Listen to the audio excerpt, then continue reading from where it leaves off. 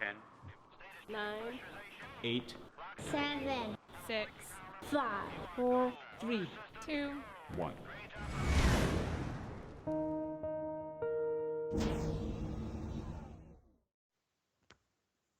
Hello and welcome to a very special show here at Slooh. Presented alongside our partners at the All Farmers Almanac. We have got a great show lined up for you. All the moon fans out there are going to love this one because tonight we're celebrating the arrival of not just the full moon, but the seasonal blue moon. Now, let's take a look at our live feed tonight because we've got some new ones here for you. We have all the telescopes that Slooh members control every night pointed towards the moon tonight. We also have a couple of video feeds as well. We'll show those in a second. But this is the all-sky camera view. So this is the camera that Slooh members use to check on sky conditions. And you can see there on the left, those are the Slooh domes. This camera kind of gives you the full sky, so it's kind of distorted, but there you can see above the horizon, the bright dot. That's not the sun, that is indeed our moon. Now you can't actually see some of the other objects that we're going to be talking about tonight, but we can in some of the other feeds. So let's take a flick through what we've got tonight. Now then, this is our new constellation cam, and what you can see here, we've adjusted the exposure here so that the moon kind of looks a bit burnt out, but it does mean that we can see these other bright objects, and the bright object just below the little Twitter birdie is Mars. We're going to be talking about that later. So we've got the constellation cam. Don't forget, Slooh members, you can use the Star Share camera on the live channel. So make sure you watch the show over at slooh.com on the live channel, and you can snap all of the images from that camera this evening. So what else have we got? We have got, I believe, our new Meteor cam. Now this is a very, very similar field of view, but this is a live video feed. This is a very special camera that takes low light video, and there you can see 4 objects that we're going to be talking about with Slooh astronomer Bob Burman later on tonight. He's going to tell us exactly which is which. And there we have the wide field telescope view. So this is a great one for the moon because it always shows you, no matter how big, no matter how small it is, it always shows you the full disk of the moon. And then we've got our special half-meter telescope view as well. This is going to zoom in a little bit more so that we can see even more detail on the moon. That'll be coming up shortly. There it is. And you can see there, it's just chopped off a little bit, just on the left-hand side, just as the image changes to the next one. But then we've got an extra special close-up view. Look at this. This is our new solar system telescope, and this is a highly zoomed in view of the moon because this solar system telescope is really set up best for the planets. And if you can imagine, actually, the size of that crater there, that's the same size that Saturn looks in this camera. So you can see that it's perfect, absolutely perfect for viewing these kind of objects. Wow, what a fabulous view that is. That's the first time, members, that's the first time the world has seen a live video coming in from the new Slooh solar system telescope. How cool is that? So don't forget, you can Slooh members can snap images from those live feeds throughout the show in the Star Share camera. Now, there is so much we don't yet understand about our nearest celestial neighbour, so much that I'd like to share with you. And to do this, we're going to be starting a new series of lunar shows that are going to delve into every aspect of the moon, including some topics that not everyone would really like us to talk about. So watch this space on that one. But anyway, back to tonight's show to help us explain why tonight's moon is known as the full flower blue moon. That's a bit of a mouthful. The full flower blue moon. We have some great guests lined up for you, including Slooh astronomer and astronomy editor of the Old Farmers Almanac, Bob Burman, and he's going to tell us all about the moon's orbit and a little bit later the best way to observe the moon and this beautiful, beautiful group of objects from your own backyard or garden later on tonight. And we'll also be joined by Janice Stillman. She's the editor of the Old Farmers Almanac, and she's going to offer some insight into why this particular full moon is known as the flower moon. Janice is also going to tell us a few fascinating tales of some rather strange ways humans have used the moon and its position in their lives. Now, if you have any questions for me or my esteemed guests, just send them to @Slooh on Twitter or use the Slooh chat box if you're watching this show on our live channel at slooh.com. Now, let's kick off the show while we look at this amazing video view. That is absolutely cracking, isn't it? Absolutely cracking. Let's take get a better understanding of our closest celestial neighbour, the moon. And for that, there is none better than Slooh astronomer and astronomy editor of the Old Farmer's Almanac, Bob Burman. Welcome to the show, Bob. Oh, great to be here, Paul. Thanks. What do you make of this live video feed, first of all, Bob, from the new solar system telescope? It's so exciting. You know, I've been with Slooh for what, 11 years, and this is the opening seconds of this new system. And thanks to you, Paul, for I know you're there on the Canary Islands periodically setting these things up and making them happen. And with all the great, huge Slooh telescopes, what a nice addition this is. Live video, real time, close up views, and I can't wait till we get into the planets with this one. But just looking at the moon's limb here, the moon's edge, at the lower left, you can actually see a mountain over the horizon.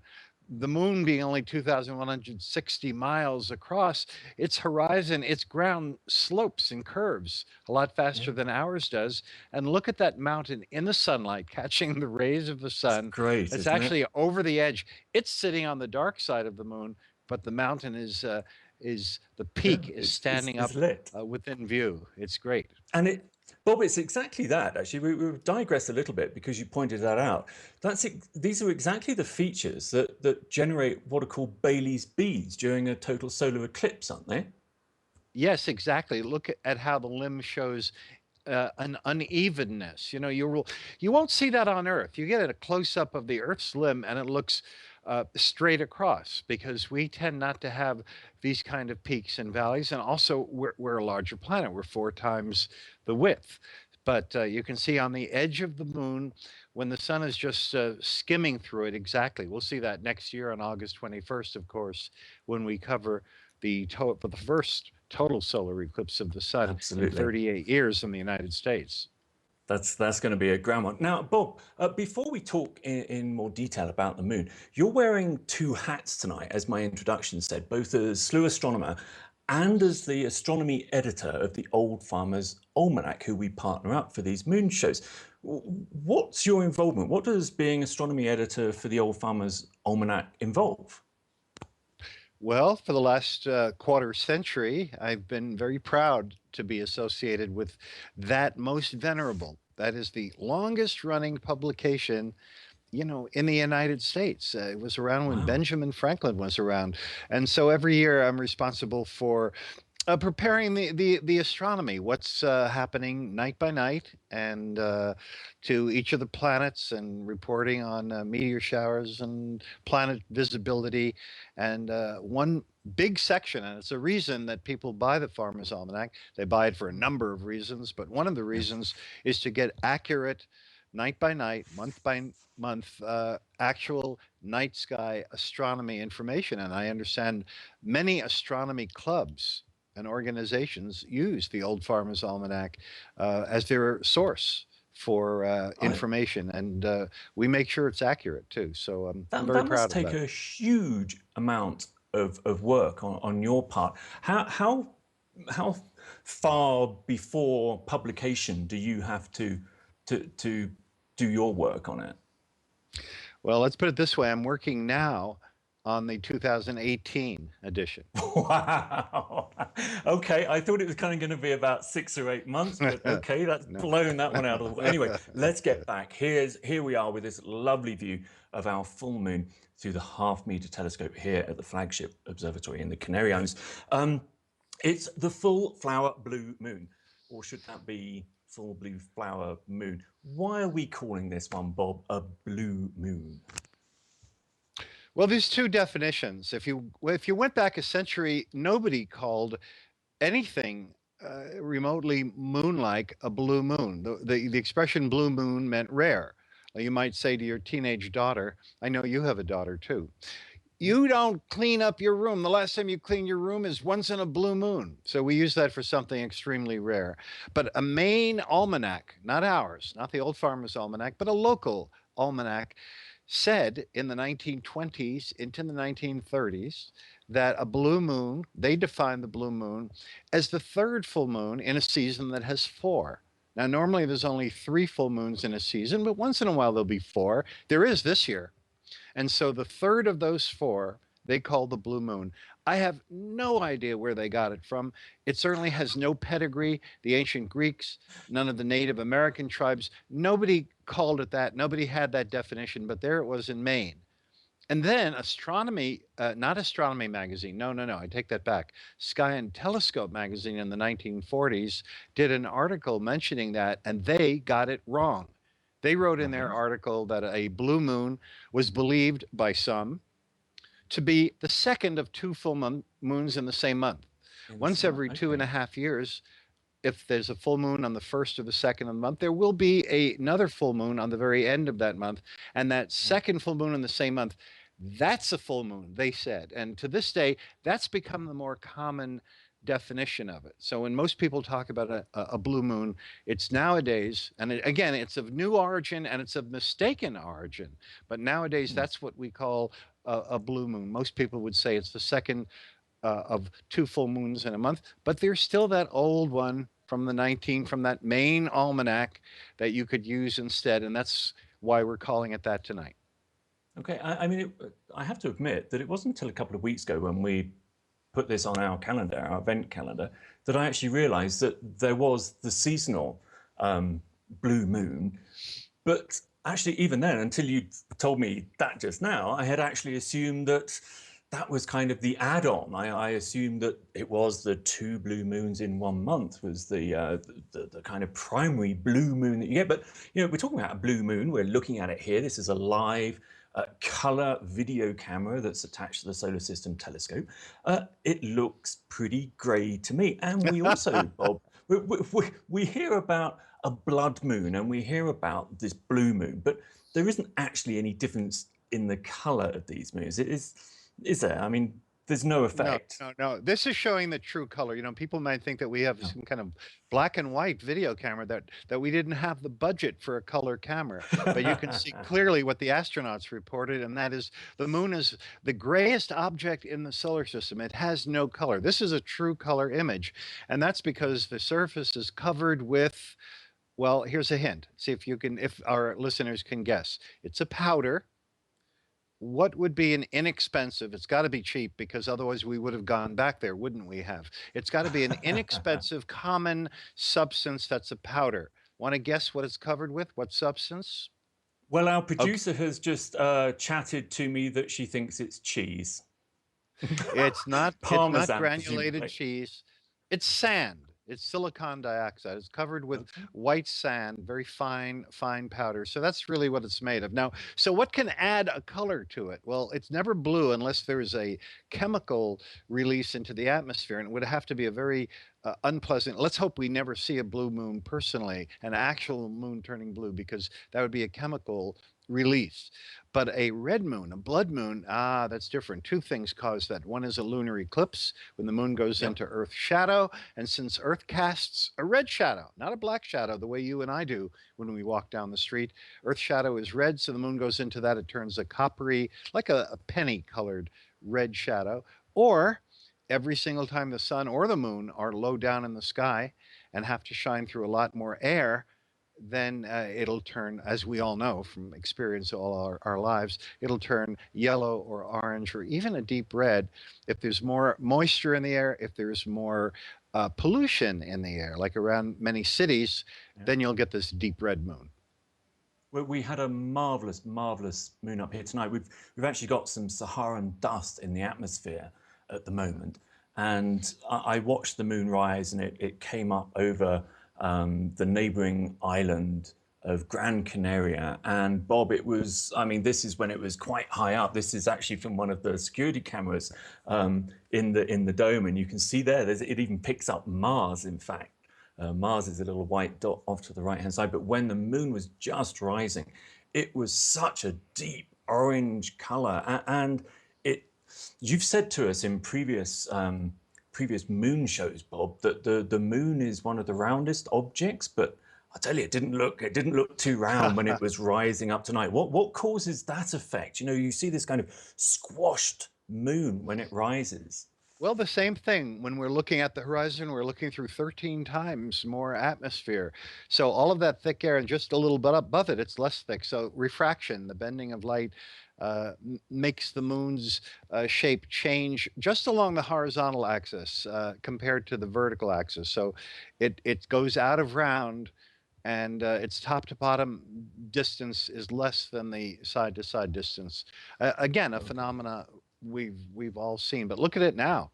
Now that it's high up in the sky, Absolutely. there is no object that we see in life other than the sun, which is generally not safe to look at directly. There's nothing that we see that's as round as a perfectly full moon. And fortunately, tonight's full moon is not far away from the minute of full moon, so it looks really, really nice and round. It's only out of round by 1 part in 200, 4 miles out of its 2,160 mile width is out of round, and no human eye can detect Wow. that. So it's perfect, and it goes right And along with actually, the ancient Greeks yeah, who believe that the circle is the divine perfect shape. and it takes that lovely, lovely close-up video view that we've got of it that suddenly makes this beautiful, perfect-looking sphere look a little bit ragged around the edges, literally. So, anyway, Bob, thank Yes. you very much. Now, we're going to see you a little bit later when you're going to tell people how they can observe the moon tonight from their own backyards and gardens. And we'll also talk about these other objects that we can see in the constellation cam and the other live views that we've got tonight, because if viewers have a clear night tonight, they're in for a lovely, lovely surprise when that group of 4 lovely objects rises up. So we'll see you a little bit later, Bob. Okay, good. Now, coming up, we'll be welcoming Janice Stillman from the Old Farmer's Almanac to Slooh. She's going to discuss why some cultures refer to this particular full moon as the flower moon. And she's also got this story about the position of the moon and how that was once used in a murder trial, would you believe? And there you go. Look, there's another conspiracy theorist shot. You know, obviously the moon is man-made. Why else would it have a straight edge on it like that? Anyway, she's going to tell us all about that and reveal that the Old Farmer's Almanac once had an incredibly famous reader. Now, to the thousands of people out there, we know that actually you've got thousands of people out there watching the full moon with us tonight. If you're enjoying what you're seeing, I want to encourage you to become a Slooh member, a member of the Slooh community. It's free to try and there's no obligation. At its core, members control our telescopes, the robotic telescopes in the Canary Islands. That's what you're looking at here, and those in Chile. And there's a really simple interface, but it's powerful as well. You don't have to know very much to be able to use the Slooh telescopes, and you'll see absolutely anything you want to in space. In fact, Slooh members have taken well over 4 million photos of over 50,000 different objects in the sky.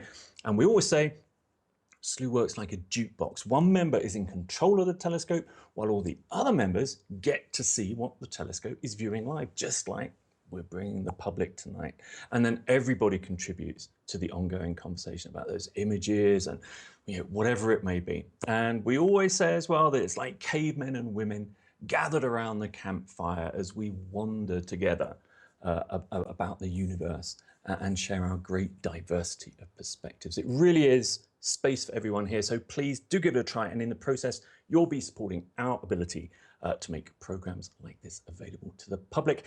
Now, we are going to cut for a quick commercial break, but when we return, we'll welcome Janice Stillman, editor of the Old Farmer's Almanac, back to Slooh to tell us why this particular full moon is known as the flower moon, amongst other names. We'll be right back.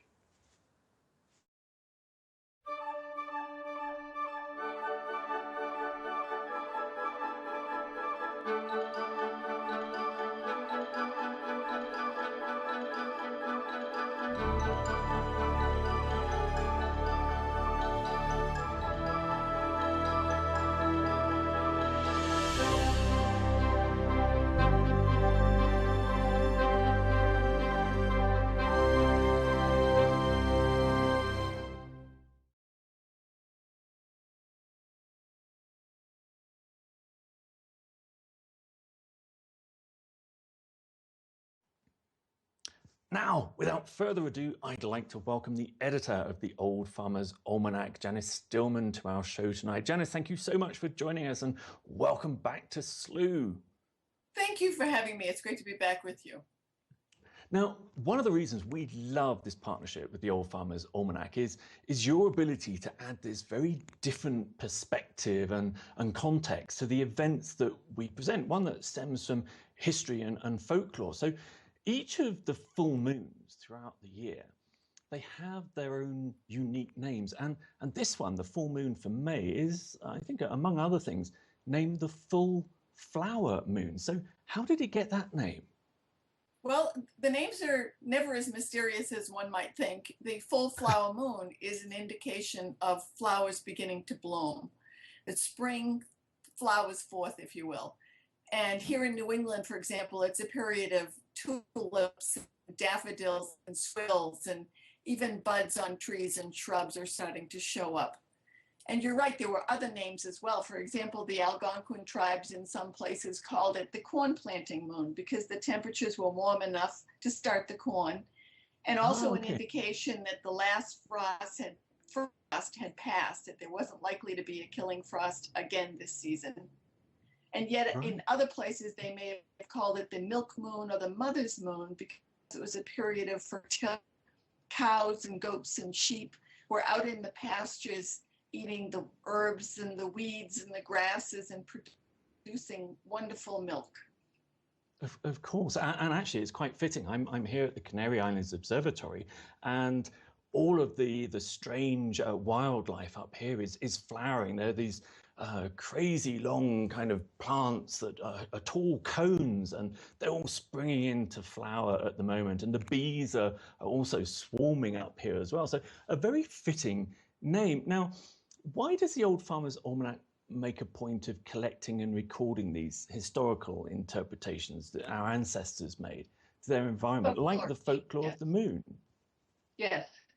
The Old Farmer's Almanac is a calendar of the heavens, first and foremost, and we predict the astronomical events for the entire year, the day, the week, the month, the season, and certainly moons play a big part in that.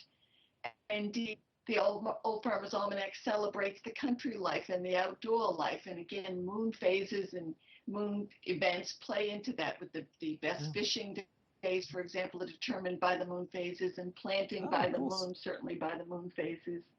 And so it's really just a celebration of those many events. And so the names of the moon phases, of course, are always a fascination to folks.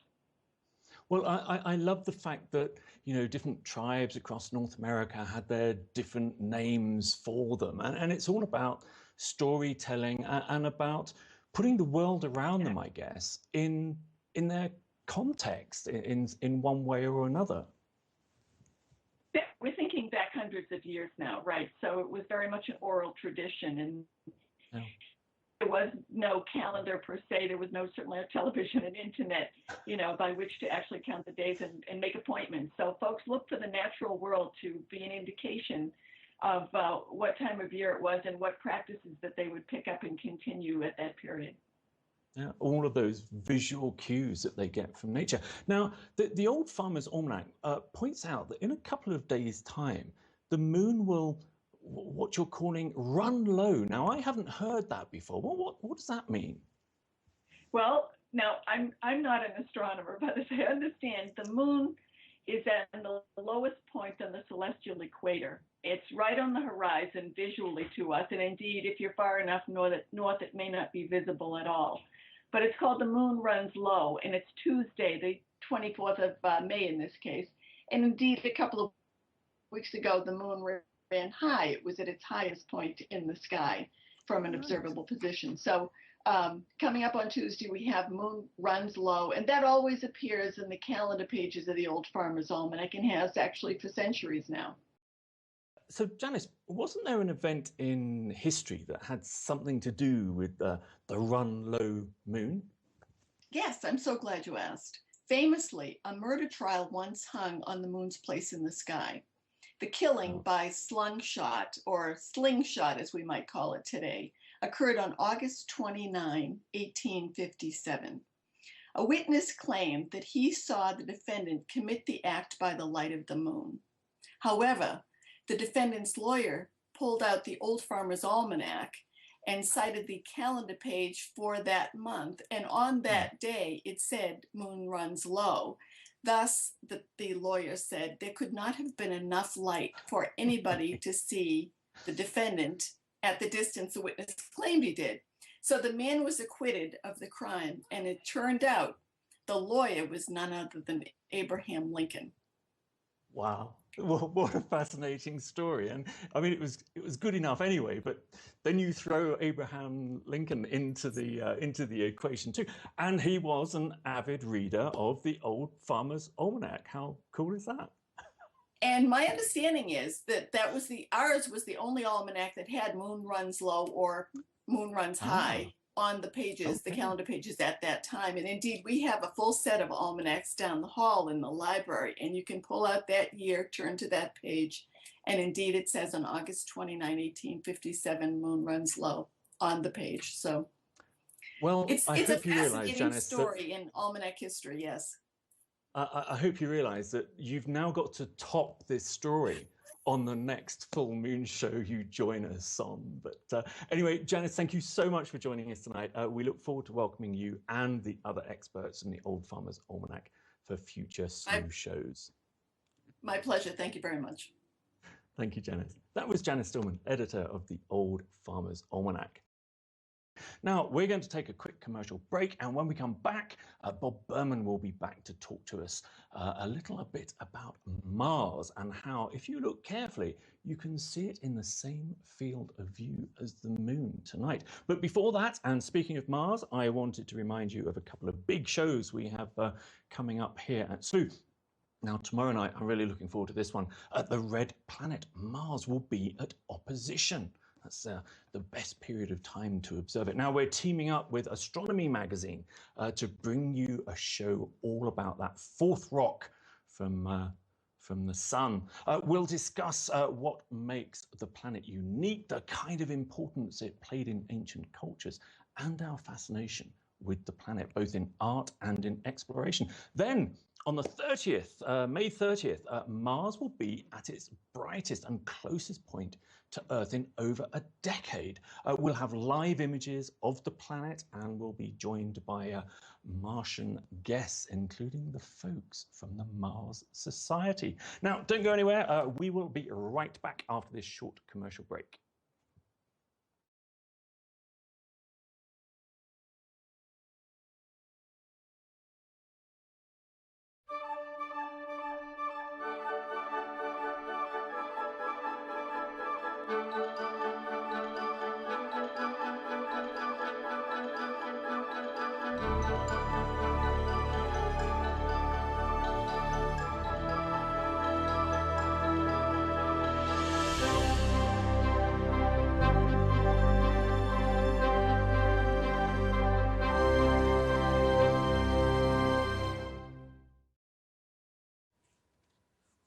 Welcome back. You're watching the full flower blue moon live at Slooh, or maybe it's the blue flower full moon. We haven't quite made our minds up yet. I had one question in. What is this crater that we are looking at? It's the crater called Halcyon.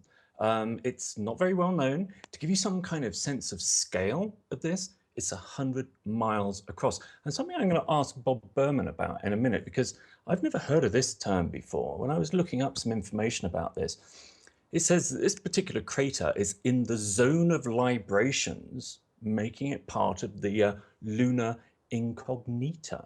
That kind of sounds like a Tom Hanks film, doesn't it? Ron Howard. Anyway, let's welcome back Slooh astronomer and astronomy editor for the Old Farmer's Almanac, everybody's favorite, Bob Burman. Hi, Bob. Hi. Great to be Now, back, and you're bringing up some great topics. have you heard?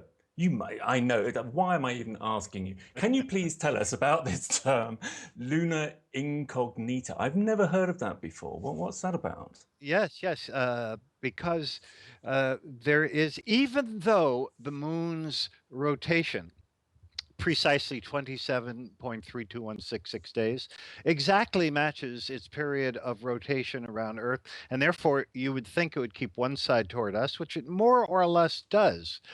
But because it has a little bit of a inclination 5 degrees to the plane of the flat plane of the solar system, and because it does run low and run high. Hey, you know what the editor of the Farmer's Almanac said, the old Farmer's Almanac, Janice Stillman, accurately talked about running low, running high. Exactly right. The moon, once in its cycle around us, is in the lowest part of its orbit. That's in the constellation of Sagittarius, and then it never gets up very high. For most of America, it never rises more than 18 degrees. From places 7 degrees north of Fairbanks, Alaska, doesn't Right. rise at all on that day, Wow. coming up in a few days. And 2 weeks before that, or 2 weeks later, it runs high, meaning it's in on the Taurus Gemini border, where it gets almost overhead. Not quite, except for from people from Hawaii see it overhead. The rest of America sees it very, very high up. So it really does do that. While it's doing that, we on Earth get to peek down at it from above a little bit, or peek up at it from below when Ah, you think about it. okay. And therefore, we're seeing over the edge of the moon a little bit, or under the bottom edge of the moon. And so that lets us see parts of the moon that we ordinarily wouldn't see. And then there's one Aha. other factor, and that is Kepler's second law, which tells us that as a object gets closer to Earth, that is, gets to perigee, as the moon does in its elliptical orbit, it whisks around us, zooms around us at a faster speed, and then slows down when it's at its farthest point. We cover that here. We do the large moons, the super moons, and a The few mini moons. a mini moon, the farthest away Yeah. moon. But a little less known is that it changes its speed. But since it Yeah. does not change its rotation speed, but does change its orbital speed, that means sometimes we can look around to the right or the left side of the moon. Aha. Beyond what's seeing the same face. And so the combination of us being able to look down or up because of its declination, or to look on the left or the right side because it's it speeds up and slows down, is called libration, and not libation. It has nothing to do with an alcohol problem, although it Shame. can drive you to that. Do you know, Paul, that Isaac Newton once said that just thinking about the moon gave him a headache? No. Because he was trying to figure out all of these different motions. But one I of them is, see. yes, libration, that lets us peek around a little bit. So that crater you just showed us lies in the zone that disappears sometimes because of libration, the forbidden incognito zone of features Wow. that sometimes vanish and sometimes appear a little bit more in from the moon's edge than we ever see it before. And these are the kind of things the old Farmer's Almanac that we love to talk about there too. I've learned a few new things tonight. There's nothing new for you to learn about astronomy, Bob, but these two things, running low and this lunar incognito, are two things that I hadn't actually heard about since tonight, and I didn't actually kind of put two and two together. That that was what's called causing libration. So, and I think in total, don't we land up, because of these effects, we can actually see, what is it, 55% of the No, lunar closer to surface? So, 60% of the moon, closer to yeah. 60% of the moon. And so the part Wow. that's permanently hidden from us, we always assumed it looks like the part that we see. Look at that with those blotches, the Mm. maria, the solidified lava areas that they used to think were oceans or seas. We assume the part we can't see look the same. Although before anybody knew for sure, in October of 1959, when the first Russian spacecraft went to the far side and sent back the first pictures. For all we knew for sure, maybe the moon was just a half shell with scaffolding in the back, just supporting like a Western prop in Hollywood. Of course, that was considered unlikely. But when we actually went to the far side, you know what happened? we got the shock of our lives. We found out that the far side of the moon looks nothing like the side that we see. It's an area that doesn't have those dark blotches on it. Yeah. And so as usual, we were wrong. You know, we keep getting surprises when it comes to astronomy, don't we? Absolutely. And I mean, look, you only have to look at Pluto, don't you? For that, the last couple of months, the close-ups that we've had of Pluto were just so unexpected to such an extraordinary degree. The fact that there's some kind of surface tectonic activity of one kind or another, and that is why so many of us love astronomy as a subject, because you get to a certain age, I think, and you just want to devour information and facts and knowledge, and astronomy just keeps feeding you that in bucket loads as a never ender.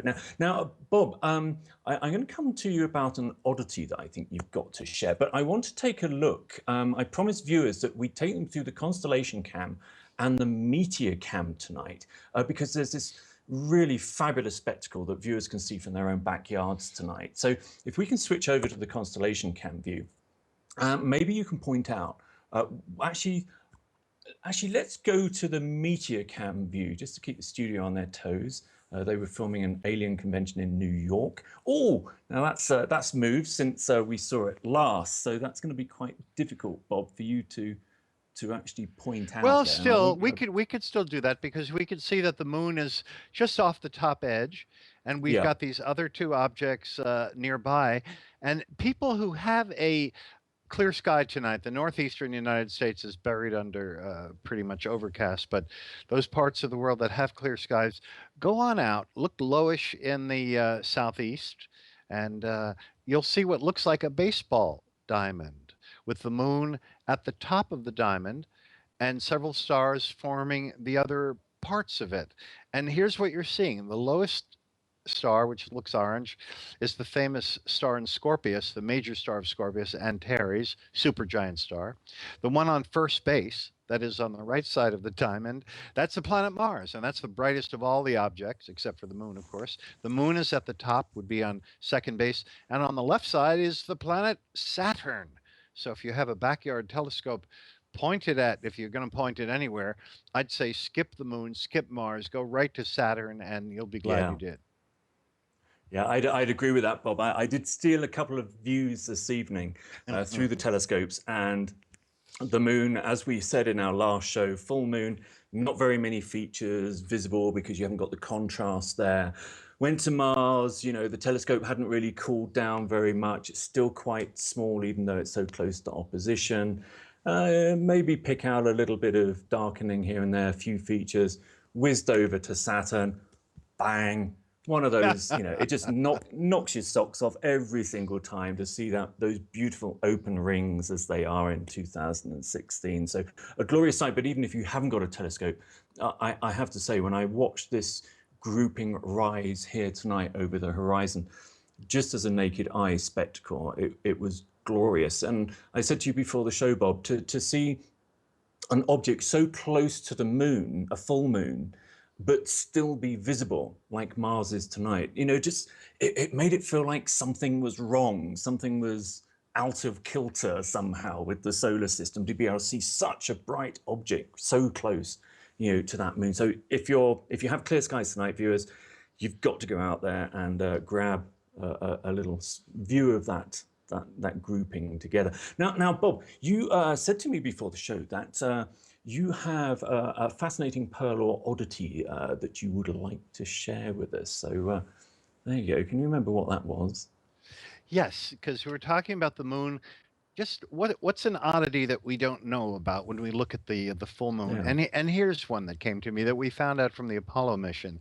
When the unused section of the Apollo mission, that is the lunar ascent engine, was sent back crashing onto the lunar surface, we learned something that really shocked us, because the moon started vibrating and it started shaking like a gong, and it kept ringing. A minute later, it was still shaking. 5 minutes later, half an hour later, 1 hour later. This is very different from Earth, where earthquakes dampen out within a minute or two. Yeah, On the yeah. moon, when it's struck by an object, even something as small as one of our unneeded craft, we send it crashing back onto the moon's surface. The moon rings like a bell for 2.5 hours, like a Wow. giant gong, which tells us that its interior cannot be molten the way we have a core. One of the two cores of Earth is a liquid core. It must be a solid core that acts like a crystal, so that vibrations keep going back and forth through the entire body of the moon and cause the Right. moon to continue shaking for hours. That's very I strange. We had don't see that anywhere else.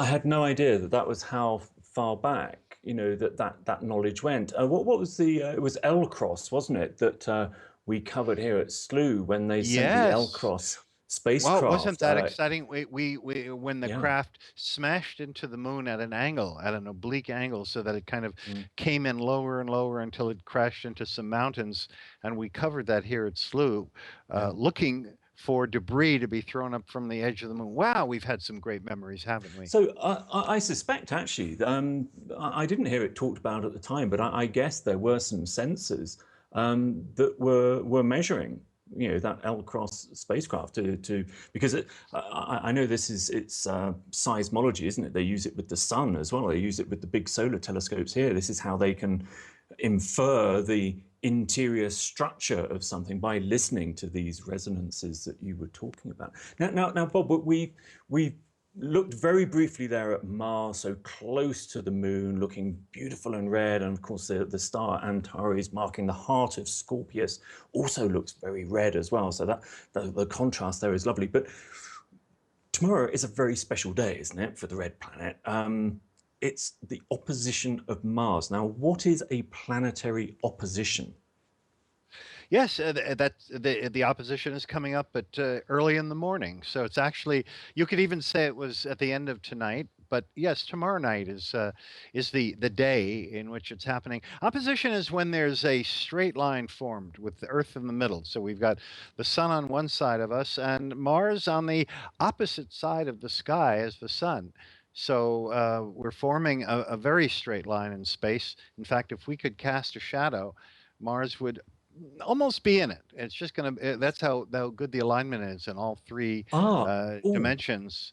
And when that yes. happens, normally that's the same night as Mars's closest approach. But because the Martian orbit is so eccentric and also has a tilt of a couple of degrees to it, the actual close approach, as we mentioned earlier, is going to come up in about a week.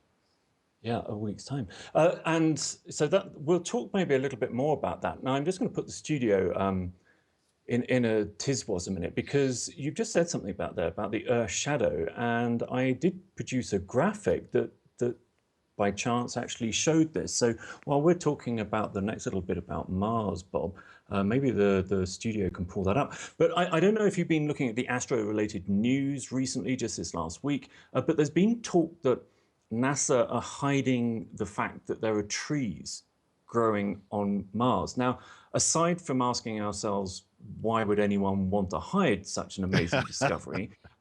What do you make of it? And are there reasons trees, as we know them, couldn't grow on that dusty red orb?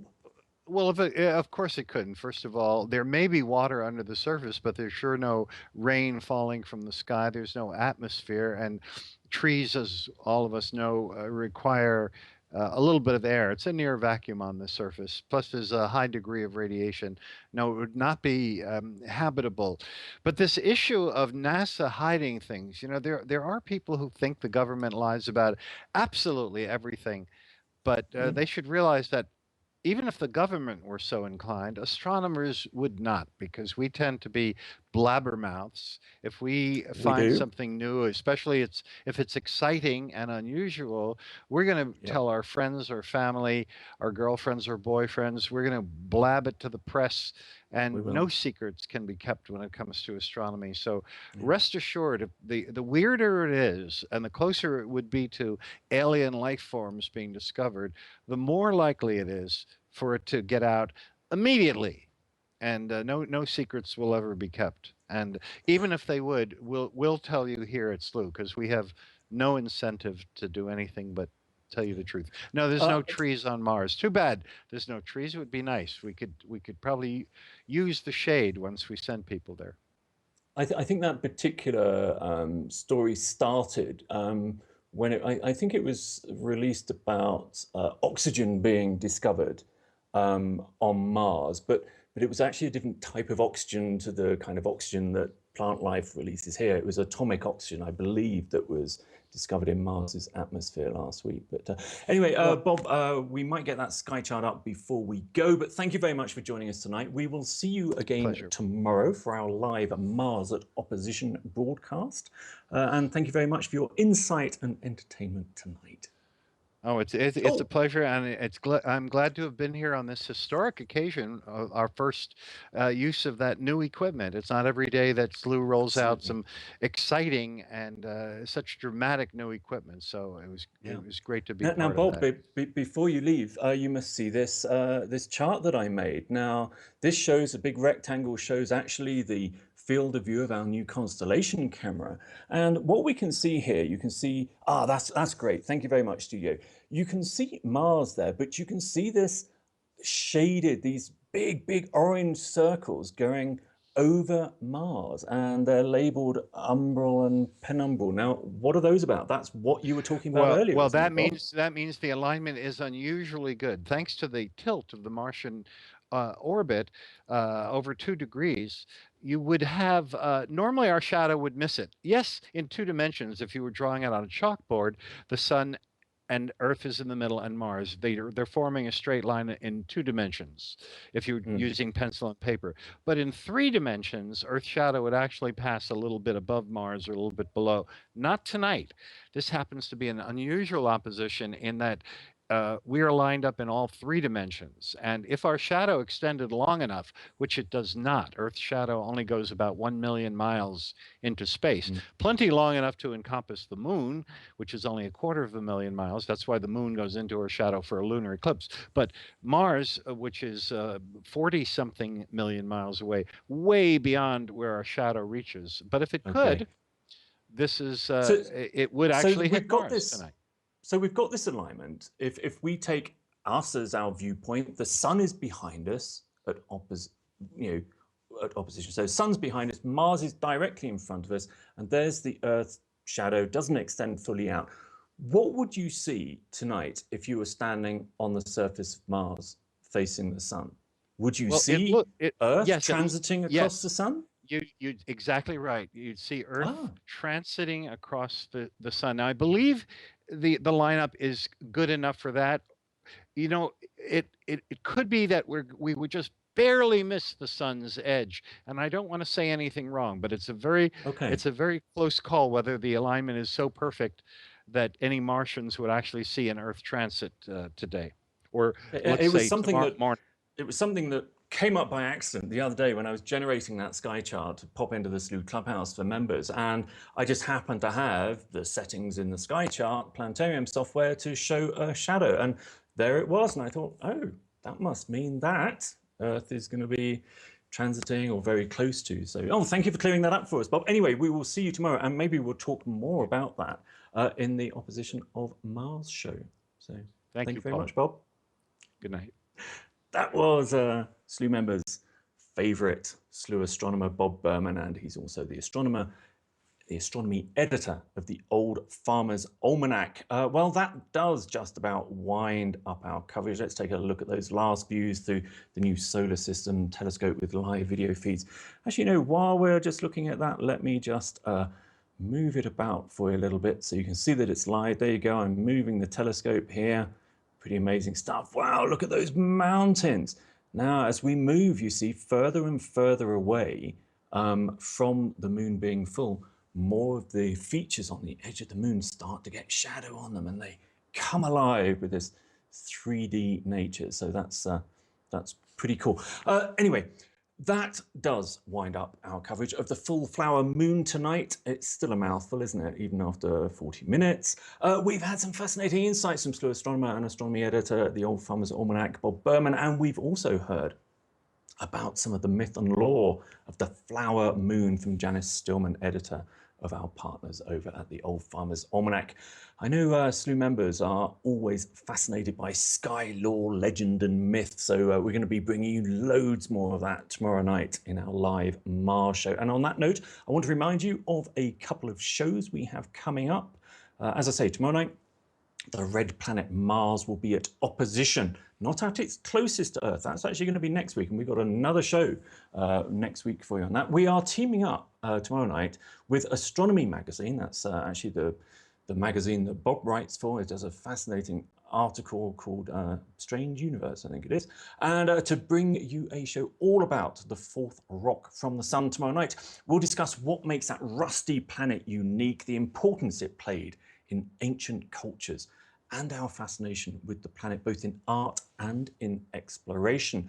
Then, on the 30th of May, Mars will be at its brightest and closest to Earth in over a decade. We'll have live images of the planet that still has plenty of surprises for us, and we'll be joined by Martian guests, including the folks from the Mars Society. That's going to be a great show. Really looking forward to interviewing some of the guys from the Mars Society.